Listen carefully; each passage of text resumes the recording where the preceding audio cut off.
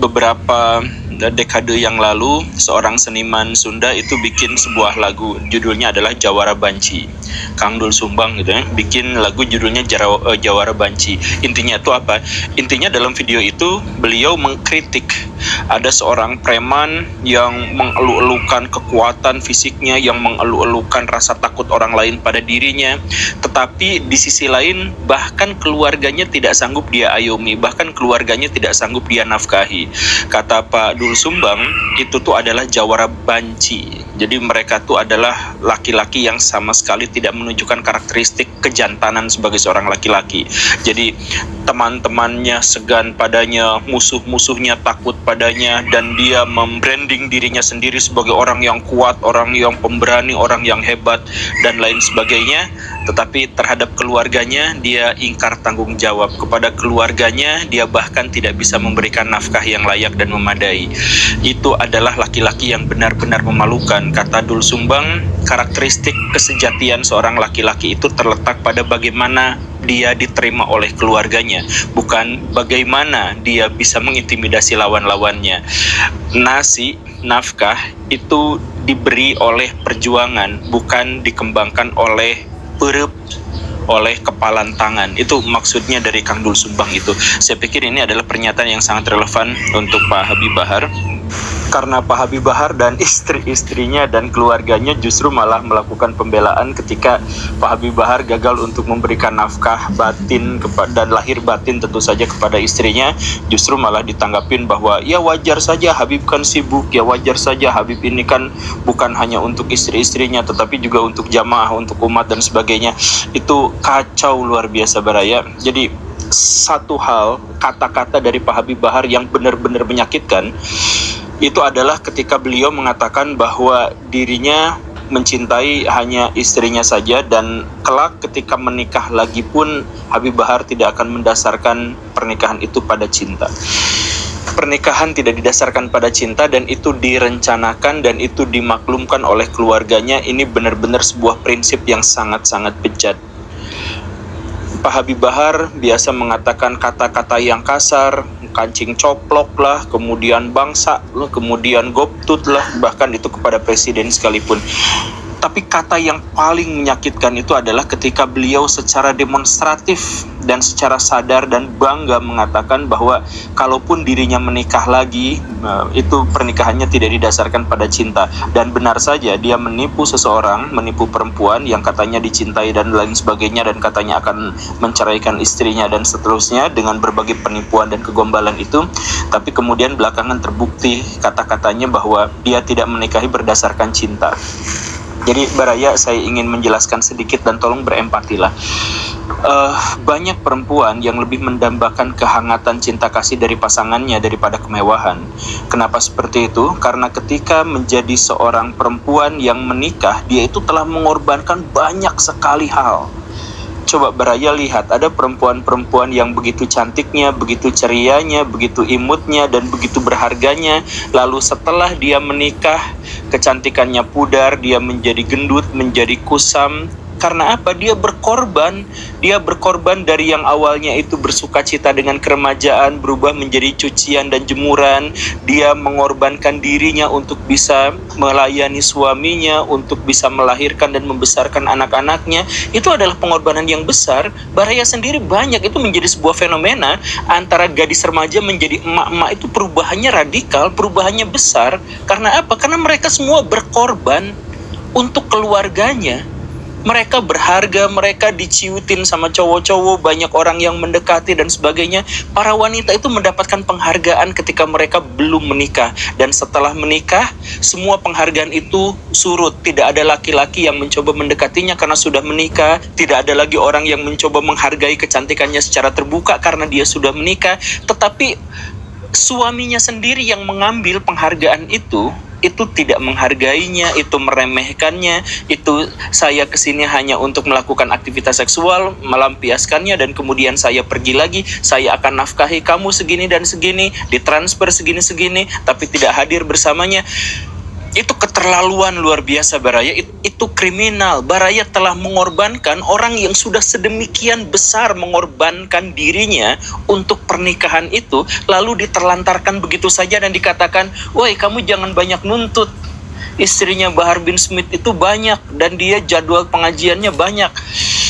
Itu kacau luar biasa. Dan Pak Bahar itu, beliau memiliki kekuasaan, memiliki kemampuan untuk mengatur jadwal sendiri, memaju dan memundurkan jadwal, untuk menolak dan menerima undangan. Jadi kalau beliau beralasan bahwa tidak menjenguk istrinya gara-gara sibuk, bukan gara-gara sibuk dakwah, bukan. Tapi gara-gara tidak memprioritaskan, gara-gara menjadikan perempuan itu dalam kacamatanya sebatas alat pelampiasan seks dan kemudian dibayar dengan nafkah, itu saja. Itulah perbedaan antara seks zina dengan seks dalam pernikahan Baraya. Jadi seks zina itu ya hanya untuk hasrat sesaat, kemudian dibayar dengan nafkah itu. Dan itu yang dilakukan oleh Pak Habib Bahar, dan itu dengan bangganya disampaikan ke ruang publik oleh keluarganya, bahkan oleh istrinya. Dan istrinya mengaku, saya satu-satunya istri yang sah, aja kesulitan untuk bertemu Habib Bahar, apalagi kamu yang gini. Itu bejat Baraya, itu komentar itu muncul dari pikiran yang benar-benar bejat. Dan kalau saya harus menyampaikan, mungkin ada kemungkinan Pak Habib itu tidak merasakan anugerah terbesar. Jadi Baraya, buat kebanyakan laki-laki, dia mencari nafkah, dia sibuk di luar dan sebagainya. Dan anugerah terbesarnya itu adalah ketika dia pulang ke rumah, dia punya tempat pulang. Punya tempat pulang, disambut oleh istrinya yang merindukan, disambut oleh anak-anak yang antusias. Itu adalah anugerah yang sangat luar biasa buat seorang laki-laki. Jadi anggaplah bahwa laki-laki itu punya otoritas karena dia yang menafkahi, bahwa si perempuan itu terlalu lemah fisiknya sampai tidak bisa membantu. Anggaplah seperti itu. Tapi buat seorang laki-laki, tempat pulang ke rumah, ada sambutan dan kemudian berbagi cerita dan keceriaan dengan keluarganya, itulah yang diberikan oleh istri, itulah yang diberikan oleh wanita yang dinikahinya. Ada anak-anak yang memberikan kebaikan, ada istri yang memberikan senyuman. Itu adalah sesuatu yang luar biasa. Mungkin Pak Bahar tidak pernah mengalami hal seperti itu. Jadi ke istrinya sibuk dan sebagainya gitu ya. Ya gimana dia mau mencerahkan umatnya, gimana dia mau menjelaskan kebaikan kepada masyarakat kalau untuk level keluarganya yang paling dekat sekalipun, yang saling sayang pada dirinya sekalipun, beliau campakkan hanya demi alasan dakwah gitu.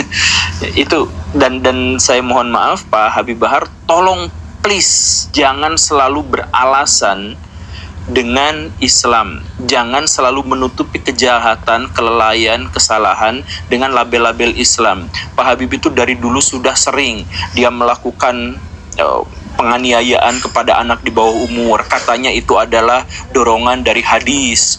Kemudian beliau itu melakukan sweeping kepada orang-orang. Katanya itu juga adalah dorongan dari agama. Kemudian sekarang melakukan aktivitas yang tidak menyenangkan buat keluarganya dan kemudian disampaikan ke ruang publik, dikatakan bahwa ini adalah tuntutan dakwah. Jadi semua hal buruk, semua kejahatan dikaitkan dengan Nabi, dikaitkan dengan Islam. Jadi orang-orang non-muslim yang membenci Islam, orang-orang sekuler yang tidak suka Islam, itu selalu punya alasan dan punya selalu senjata untuk menyerang Islam. Gara-gara perilaku Pak Habib dan teman-temannya itu yang semacam itu. Jadi sadar dirilah Pak Habib. Tapi kalau Pak Habib itu sulit sekali untuk sadar, maka saya mewajarkan dalam hal, ya sepertinya Pak Habib itu sejak kecil memang dibesarkan di keluarga dan di lingkungan yang menganggap dirinya itu suci, menganggap bahwa dirinya keturunan Nabi. Dan karena itu nampaknya sejak kecil Pak Habib itu semua permintaannya itu dikabulkan, semua ketidaksukaannya itu disingkirkan. Dan karena itulah maka beliau itu sampai dewasa, sampai besar pongah luar biasa dan tidak bisa memahami apa yang terjadi, tidak bisa berempati dan terlalu besar egonya.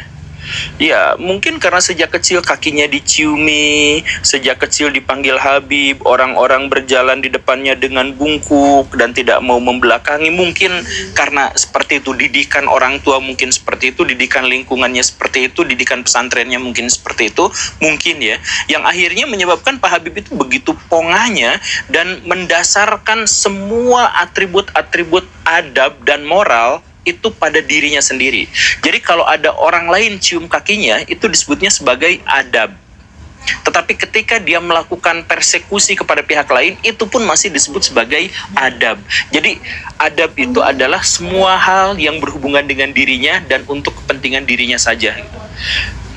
Jadi iya karena memang sejak kecil diglorifikasi. Kita menemukan ada banyak kasus orang di dunia yang sejak kecil dianggap suci, dianggap besar, dan akhirnya ketika sudah dewasa dia tidak bisa memahami orang lain, tidak bisa berempati, tidak bisa, ya seperti Pak Habib, dia tuh sebenarnya di belakang layar itu ketakutan.